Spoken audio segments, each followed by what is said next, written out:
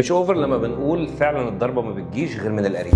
اللي قدامك في الصوره دي هي آية بعد ما اتحكم عليها بالاعدام، وفي الحقيقه اللي يعرف القصه دي ممكن يجيله رهاب اجتماعي، ده لو هو ما عندوش اساسا. كلنا عندنا الصاحب اللي بيدخل بيتنا وياكل ويشرب معانا، بالظبط زي حكايه آية وفرح. بنتين الناس كلهم كانت شايفاهم زي الاخوات رايحين جايين مع بعض، لحد ما في يوم واحده منهم اختفت. فرح محمد 18 سنه خرجت من بيت خالتها وقالت انها رايحه عند صاحبتها آية، ومن الوقت ده تليفونها مقفول وحرفيا اختفت. في الوقت ده اكيد بيجي دور الشرطه، واللي بعد تحرياتها اثبتت ان اخر مكان كانت فيه فرح هو بيت صاحبتها آية، واللي بالمناسبه يقال انها كانت بتدور معاهم، لكن ده ما وردش في التحقيقات الرسميه.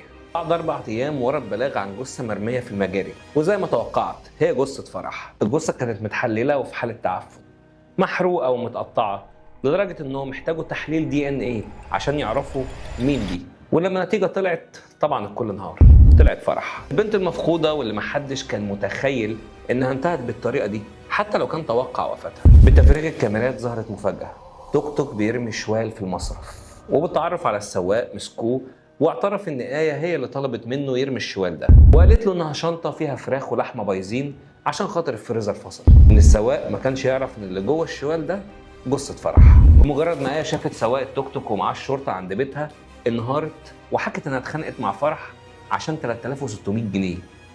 تفاصيل الجريمه ابشع من ان انا احكيها، لان حتى المحكمه لما سمعت التفاصيل حكمت على آية بدون تردد بالاعدام. الابتسامه اللي قدامكم دي حيرت المتخصصين في علم النفس، لانها ابتسامه مش مفهومه ومرعبه. تفتكروا الابتسامه دي ابتسامه ايه؟